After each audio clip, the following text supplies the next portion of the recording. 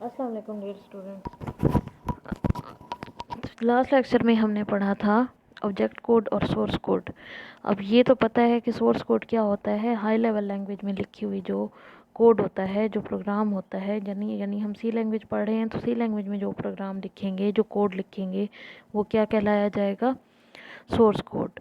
और object code होगा जो लो लेवल लैंग्वेज में यानी मशीन लैंग्वेज में कोड होगा।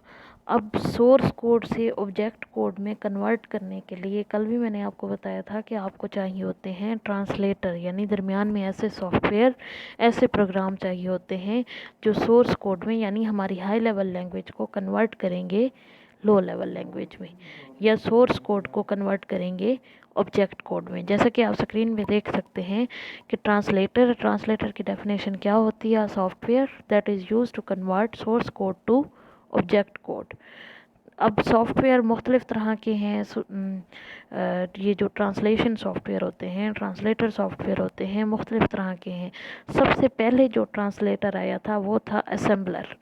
असेंबलर क्या है? उसके नाम से ज़ाहिर हो रहा है कि असेंबली लैंग्वेज हमने जो पढ़ी थी, लो लेवल लैंग्वेज, वो भी कंप्लीट नहीं, उसके यानी वो भी कम्प्लीटली मशीन के लिए अंडरस्टैंडेबल नहीं है, बल्कि उसको भी, उसका जो लिखा हुआ कोड होगा उसके लिए भी ट्रांसलेटर चाहिए होगा, जो निमोनिक्स होंगे वो भी ट्रांसलेट करेंगे।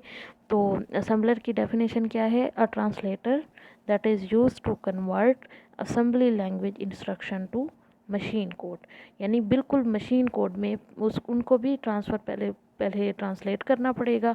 तो असेंबलर का ये काम है। वो भी सॉफ्टवेयर था, एक प्रोग्राम था, एक ट्रांसलेटर था जो कि सिर्फ असेंबली लैंग्वेज की इंस्ट्रक्शन को कन्वर्ट करता था, किसमें? मशीन कोड में, 1010 की फॉर्म में, या उसको ऑब्जेक्ट कोड कह सकते हैं, ऑब्जेक्ट कोड की फॉर्म में। उसके बाद बाकी दो तरह के जो ट्रांसलेटर हैं वो हाई लेवल लैंग्वेज को कन्वर्ट करते हैं। कौन कौन से हैं? इंटरप्रेटर और कंपाइलर। इंटरप्रेटर क्या है? दोनों का काम यही है कि ट्रांसलेट करना हाई लेवल लैंग्वेज की इंस्ट्रक्शन को लो लेवल लैंग्वेज की इंस्ट्रक्शन में, या ऑब्जेक्ट कोड, सोर्स कोड से ऑब्जेक्ट कोड में। अब इंटरप्रेटर क्या है?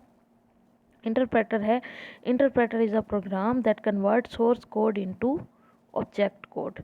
वो भी वही प्रोग्राम है जो कि क्या करता है? सोर्स कोड से यानी हाई लेवल लैंग्वेज में जो कोड लिखा होता है उसको ऑब्जेक्ट कोड में कन्वर्ट करता है, ट्रांसलेट करता है। ट्रांसलेटर जो है, ट्रांसलेटर का काम ही ट्रांसलेट करना है, तो सोर्स कोड से ऑब्जेक्ट कोड में कन्वर्ट करता है। अब दूसरी इसकी जो बात है वो है कि इसके जो अहम कैरेक्टरिस्टिक्स कह लें कि एक स्टेटमेंट को एट अ टाइम वो ट्रांसलेट करता है। यानी प्रोग्राम में अगर 10 स्टेटमेंट लिखी हुई हैं, सबसे पहले वो पहली स्टेटमेंट पढ़ेगा, उसका सिंटैक्स चेक करेगा और उसको ट्रांसलेट करेगा, उसको एग्जीक्यूट करेगा। ठीक है, उसके बाद जब एग्जीक्यूट कर लेगा फिर वो नेक्स्ट स्टेटमेंट पे जाएगा। यानी एक स्टेटमेंट को उठाएगा, उसी को उसी टाइम में ट्रांसलेट भी करेगा, उसी टाइम में एग्जीक्यूट भी करेगा, और फिर उसके बाद नेक्स्ट स्टेटमेंट पे वो मूव करेगा।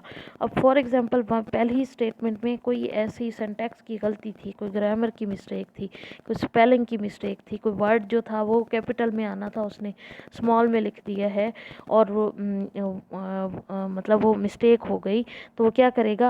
अगला सारा प्रोग्राम वो एग्जीक्यूट नहीं करेगा, बल्कि स्टॉप वर्किंग कर देगा वहीं पे ही, कि जब तक इस एरर को सही करो, इस गलती को ठीक करोगे, तो इसको ट्रांसलेट करके फिर नेक्स्ट की तरफ वो मूव करेगा।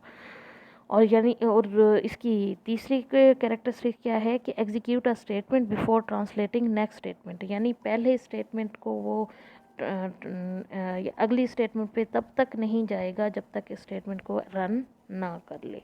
अगर कोई एरर आ जाती है, स्टॉप वर्किंग पहले उसका एरर का डिस्प्ले दे देता है, कि यानी एरर शो करा देता है कि आपने ये गलती की है, पहले इस गलती को सही करो, उसके बाद नेक्स्ट पे मूव करो।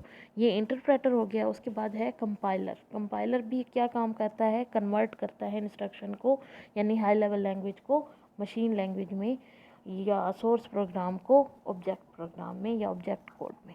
ठीक है, इंटरप्रेटर में देखा था हमने कोई ऑब्जेक्ट कोड जो है वो जनरेट नहीं होता। यानी ऑब्जेक्ट कोड जनरेशन से मुराद ये है, ट्रांसलेट तो वो कर देता है, लेकिन ट्रांसलेशन के बाद एक ऑब्जेक्ट कोड की फ़ाइल होती है, कंपाइलर वो फ़ाइल यानी उसका ट्रांसलेशन जो है कि ये उसकी ट्रांसलेशन है, ये इसका ऑब्जेक्ट कोड है, ये इसका मशीन कोड है, उसकी एक सेपरेट से फ़ाइल बना के .obj के नाम से टर्बो सी में वो सेव करता है।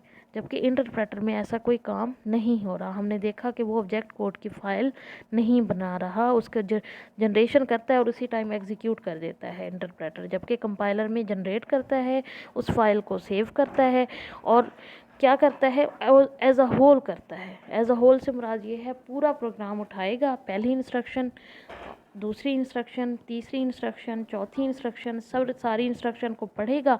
अगर उसमें कोई गलती नहीं है तो उसकी ऑब्जेक्ट कोड जनरेट करेगा, अगर उसमें कोई गलती है तो पूरा प्रोग्राम कंपाइल करके होल सारा प्रोग्राम उसका और आखिर में एरर दिखाएगा कि ये गलतियां हैं इस लाइन में हैं, आप इनको पहले सही करो, उसके बाद इसका ऑब्जेक्ट कोड जनरेट होगा और उसके बाद इसकी आउटपुट शो होगी।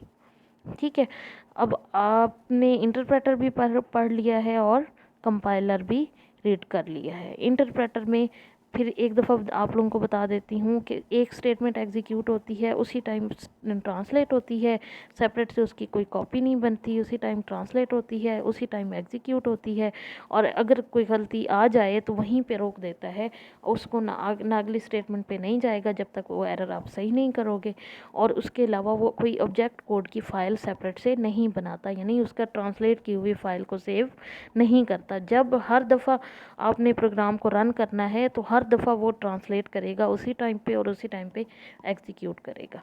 जबकि कंपाइलर जो है वो क्या करता है, पहले तो सारा प्रोग्राम पढ़ता है, उसके बाद इंस्ट्रक्शन को उसको ट्रांसलेट करता है। अगर कोई गलती है तो सारी गलतियों की एक पूरी लिस्ट बनाता है, लिस्ट बना के किस लाइन में कौन सी क्या क्या मिस्टेक्स हैं लिस्ट बनाएगा। अगर कोई मिस्टेक नहीं है तो उसका ऑब्जेक्ट कोड जनरेट कर देगा। अगर कोई एरर है, मिस्टेक्स कोई प्रोग्राम में है, कोई सिंटैक्स एरर है, तो लिस्ट बना के पहले कहेगा कि इनको सही करो, करेक्ट करो, और फिर उसके बाद ये ट्रांसलेट करेगा। इंटरप्रेटर हो चाहे कंपाइलर हो, सिंटैक्स एरर उसी टाइम, यानी बगैर सिंटैक्स एरर अगर उसको मिल जाती है ट्रांसलेशन वो वहीं पे स्टॉप कर देगा। ये नहीं है कि कंपाइलर ने एरर्स आई हैं तो वो उस लाइन में नहीं, वो एग्जीक्यूशन तो कर ही नहीं रहा होता, वो भी ऑब्जेक्ट कोड में उसको कन्वर्ट नहीं करता, बल्कि पहले उसकी एरर को ढूंढ के लिस्ट बना के आपको पहले कहता है कि एरर सही करो, उसके बाद ही ये ट्रांसलेट हो सकती हैं, वरना ये ट्रांसलेट नहीं होंगी।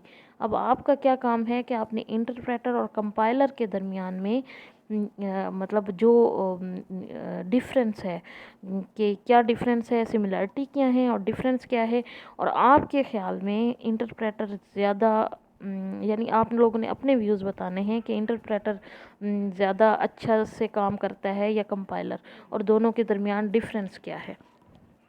ठीक है, और उसके अलावा आप डिफरेंस भी इसका फाइंड करोगे, प्लस आप लोगों ने डिफरेंस फाइंड भी करना है, सर्च भी करना है, इनको लर्न भी करना है, और उसके अलावा दोनों में बेटर कौन सा है वो भी बताना है। ये आपकी फर्स्ट असाइनमेंट।